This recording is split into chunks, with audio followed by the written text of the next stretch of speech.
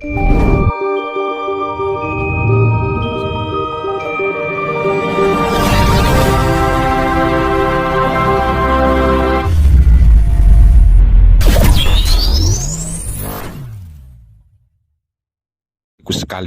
percayalah, tidak ada yang bisa menghindari atau menolak, apalagi mengusir ego di pikiran atau otak, pamrih di hati atau batin, dan arogan di kelamin atau syahwat manusia yang sedang mencintai duniawi. Selain dengan penyerahan diri secara total kepada Dat Maha Suci Hidup yang menggetarkan jiwa raga, dan kesadaran rasa cinta kasih sayang hidup kepada yang membuat pikiran gelisah, hati yang merana, dan syahwat yang brutal. Percayalah, endingnya kesadaran universal atau kesadaran murni, atau kesadaran tertinggi, atau kesadaran hidup seorang putra kekudangane Romo itu bukan pada sabar atau tidaknya, dan bukan pada terampilnya menahan emosi atau tidaknya, melainkan pada tentang mengenali emosinya dengan kunci dan menyalurkannya secara tepat dengan kesadaran rasa cinta kasih sayang hidup kepada apapun, siapapun, dimanapun, hingga sampai kapanpun. Dan inilah yang dimaksud dari menebar kesadaran rasa cinta kasih sayang Romo tanpa ego, pamrih, arogan. Sedangkan untuk menghubungkan kedirian putra dengan Romonya adalah perjalanan yang tidak diketahui oleh banyak orang. Bahkan putra itu sendiri, bahwasanya ketika mata mistik laku spiritual putra terbuka, maka mata fisik manusia tertutup. Sehingganya dia tidak melihat apapun, karena apapun itu tidak ada selain Romo. Masih ingat ketika saya mematikan di saat panjenengan berhasil mencapai puncaknya laku manekung atau laku gembleng? Namun panjenengan tidak melihat Romo, bukan? Itu karena Romo ono ing telenge Rahsaniro, para putra maksudnya, ada pada kesadaran hidupmu. Jadi, untuk bisa melihat Romo, maka putra harus mijilake Romo. Jeneng sira ingsun mijilake, mula jeneng sira kudu bisa mijilake ingsun. Kadangku, putra kekudangane Romo, orang hebat, orang kuat, orang sakti, orang beriman, orang suci, orang tercerahkan maksudnya. Bukan mereka yang mampu melawan kemauan pikir di otaknya, kehendak batin di hatinya, keinginan syahwat pada kelaminnya. Atau bukan mereka yang bisa menahan kemauan pikir di otaknya, kehendak batin di hatinya, keinginan syahwat pada kelaminnya, dengan sabar atau kesabaran, bahkan dengan wahyu pancalaku sekalipun. Bukan. Sama sekali bukan. Putra kekudangane Romo, orang hebat, orang kuat, orang sakti, orang beriman, orang suci, orang tercerahkan maksudnya, adalah mereka yang bisa mampu mengenali, menguasai, dan mengendalikan kemauan pikir di otaknya, kehendak batin di hatinya, keinginan syahwat pada kelaminnya. Kemudian mampu bisa mengarahkan atau menyalurkannya secara tepat dengan kesadaran rasa cinta kasih sayang hidup kepada apapun, siapapun, dimanapun, hingga sampai kapanpun. Inilah arti maksud dari samu barang tumindak kinantenan sarwa mijil. Dan inilah bagian tertinggi dari seluruh lelaku bagaimanapun dan laku apapun istilahnya.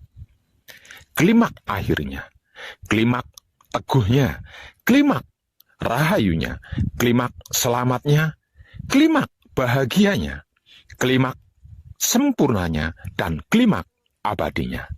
Aku adalah kamu, kamu adalah aku. Namun aku bukan kamu, dan kamu bukan aku. Kalau kamu tidak bisa mijilake aku sebagaimana aku yang bisa mijilake kamu. Para kadang kinasiku sekalian, betapapun pintar dan pandai atau fasih serta lihainya seseorang berbicara tentang keilmuan dalam hal dan bidang apapun, terutama tentang ilmu agama, jikalau masih ada kebencian, sirik, iri, dengki, buli, hasut, fitnah, dan dendam, masih mencari-cari kesalahan orang lain, keburukan atau kejelekan dan kekurangan orang lain, kelemahan orang lain, menilai, mencela, dan menghina, menghakimi, percayalah, sesungguhnya dia masih cetek, masih di seputar angan-angan katanya itu dan ini.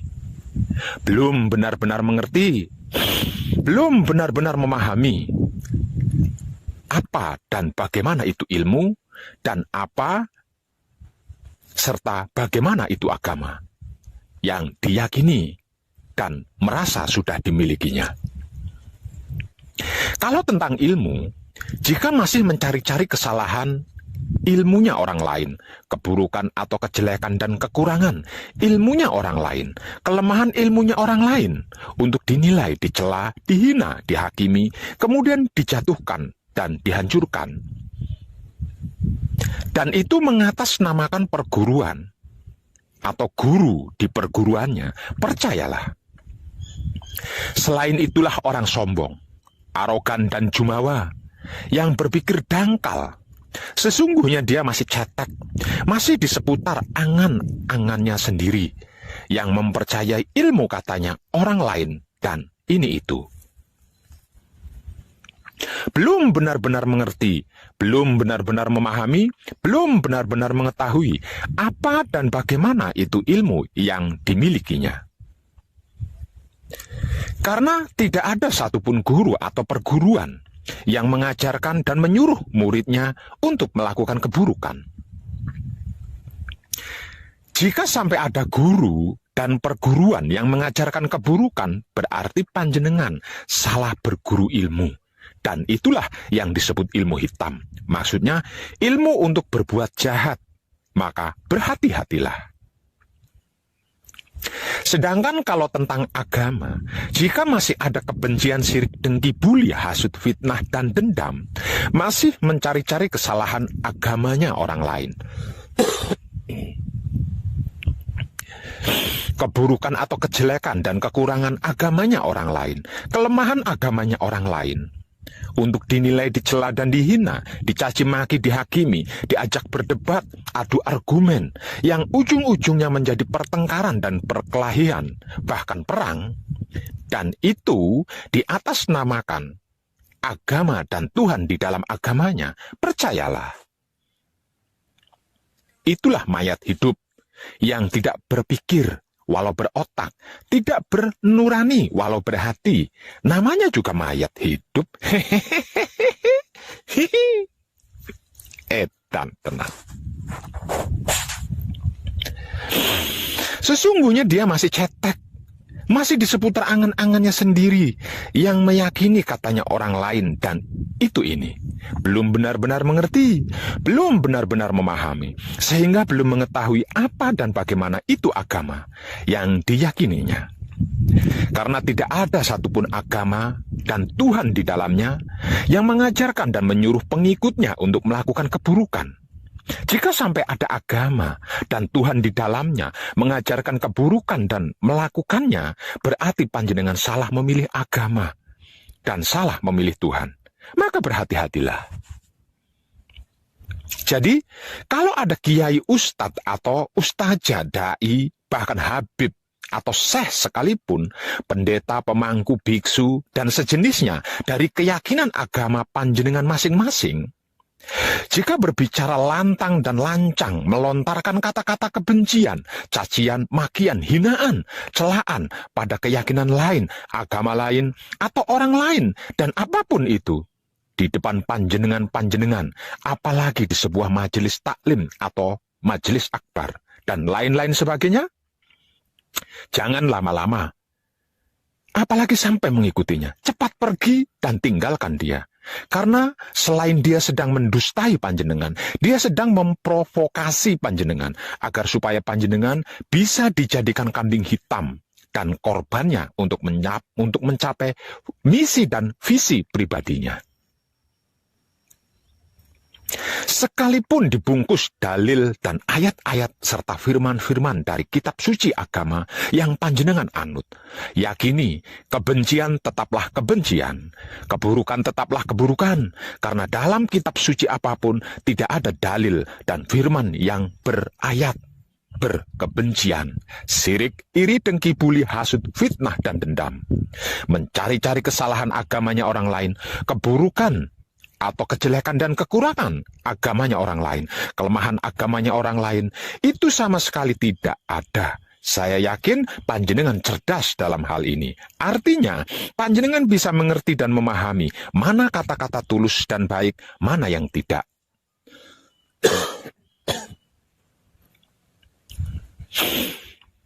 Terlebih lagi jika seorang itu mengaku putra Romo dengan mengatasnamakan namanya Romo, dan kunci dia mencari-cari kesalahan orang lain, keburukan orang lain, kejelekan orang lain, kekurangan orang lain, kelemahan orang lain, apalagi kepada sesama putra Romo.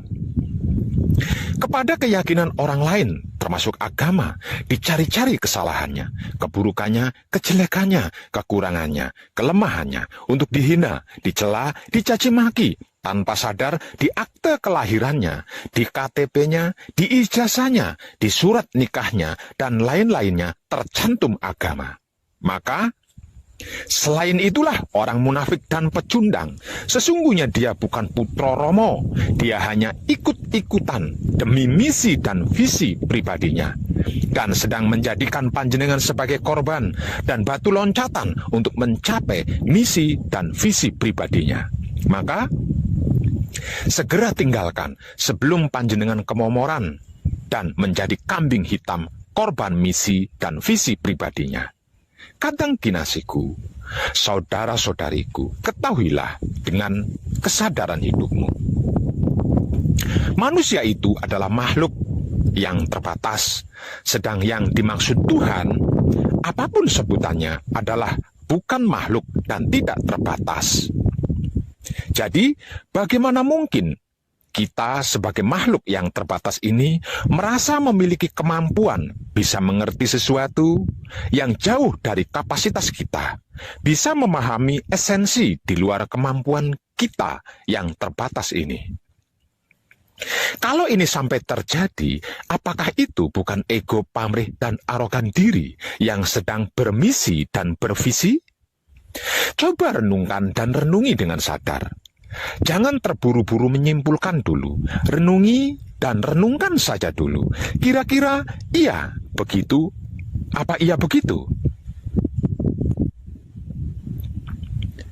Ini dan disinilah salah satu akar masalah dari masalah-masalah yang tidak manusiawi paling utama, yang sedang tumbuh berkembang di NKRI, yang sama-sama kita cintai ini. Bahkan bisa jadi akan menjadi pemicu paling utama terjadinya aksi Panglima Sapu Jagat yang akan bakal terjadi sekitar tahun 2025 nanti. Sebab dari pengertian dan pemahaman makhluk terbatas ini, akibatnya tidak sedikit jumlahnya orang-orang terjebak dalam cara berpikir di mana mereka memanusiakan Tuhannya. Sehingga merasa punya hak mendikte kemauan Tuhan, bahkan merebut dan mengambil alih kuasa Tuhan.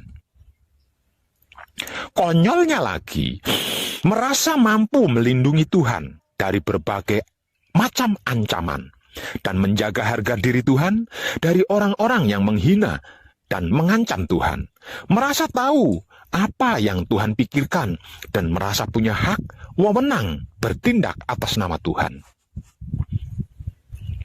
Hingga pada akhirnya, kelemah lembutan pemikiran manusianya dan kesadaran hati nurani makhluk terbatasnya berubah menjadi sifat arogansi dan sikap radikalisme yang berkelakuan tega dan kejam. Membabi buta menghancurkan apapun yang dianggapnya pesaing dan penghalang misi visinya. Inilah bahaya besar yang sedang mengancam NKRI kita saat ini dan sudah terjadi di beberapa titik daerah dan wilayah NKRI kita. Mengatasnamakan Tuhan untuk kepentingan pribadi dengan cara mendogmakan prinsip hidup yang sebenarnya tidak ada di dalam kitab suci agama apapun, kepada seluruh generasi muda NKRI yang sedang haus ilmu dan masih berdarah panas. Ini adalah akibat dari sebab para guru-guru, para pembimbing, kiai, pendeta, biksu atau bikuni, pemangku, dan entah apalagi sebutannya, yang sebagai pengajar dalam masing-masing agama atau kepercayaan, yang menyampaikan dan mengajarkan kitab sucinya masing-masing agamanya dengan tidak jujur apa adanya, melainkan dengan misi dan visi pribadinya, bahkan politik di dalamnya. Untuk seluruh para guru-guru, para pembimbing, kiai, pendeta, biksu atau bikuni, pemangku, dan entah apalagi sebutan dalam keyakinan agama apapun, kalau mempunyai misi dan visi pribadi, dimohon jangan menggunakan agama sebagai tameng dan mengatasnamakan Tuhan. Masih ada banyak cara dan teknik lainnya. Kalau tidak tahu dan tidak bisa, datang temui Wong Edan Bagu. Nanti saya ajari cara dan teknik mencapai misi dan visi dengan baik dan tepat. Dijamin berhasil dan gratis belajarnya. Jangan korbankan generasi anak bangsa NKRI kita yang tak lain dan tak bukan adalah saudara-saudari panjenengan sendiri, bahkan anak cucu keturunan panjenengan sendiri. Sekali lagi, jangan memanfaatkan agama apalagi mengatasnamakan Tuhan untuk keinginan pribadimu. Itu pengecut dan pecundang namanya. Dalam kehidupan dunia ini, silahkan. Hiduplah sesuka pikiranmu, tapi ingat kau akan mati. Cintailah apa saja sesuka hatimu, tapi ingat kau akan meninggalkannya. Berbuatlah sesuka kelaminmu, tapi ingat kau akan dibalas. Paling lambat awal tahun 2025 nanti. Semuanya, segalanya, bahkan seluruh kemunafikan yang mengatasnamakan agama, pecundang yang mengatasnamakan Tuhan, dan para pengkhianat kebaikan akan dihancurkan. Tidak percaya? Awalannya ini sudah terjadi loh. Perhatikan saja di sekelilingmu. Bagaimana keadaan sikonnya orang-orang munafik yang mengatasnamakan agama, pecundang yang mengatasnamakan Tuhan, dan penyuka keburukan yang tidak berkemanusiaan. Perhatikan. Untukmu yang sudah sadar dan bertaubat serta sudah memperbaiki laku diri, kita tunggu bersama-sama puncaknya ya. Kita saksikan apa yang akan terjadi bagi mereka yang tidak segera bertaubat dan memperbaiki laku diri, yang masih hidup hingga tahun 2002 namun tidak mau sadar diri dan bertaubat serta memperbaiki laku. Edan tenan. serahkanlah kita semuanya. Dan salam setuhan penuh cinta kasih sayang dari dalam lubuk hati saya, wong edan baku yang paling dalam. Selamat, selamat, selamat, rahayu, rahayu, rahayu, damai, damai, damai tentram. Saya wong edan baku ngaturaken sugeng rahayu lir ing sambikala amanggih yuwana. Pinayungan mring ingkang maha suci. Basuki yuwana teguh rahayu selamat. Berkah selalu untuk semuanya tanpa terkecuali. Terutama para sedulur, khususnya para kadang konto dan kanti anom serta sepuh saya yang senantiasa direstui yang dat maha suci hidup. Om Santi, Santi, Santi, Om. Wassalamualaikum warahmatullahi wabarakatuh. Terima kasih, terima kasih, terima kasih, dan salam kebajikan.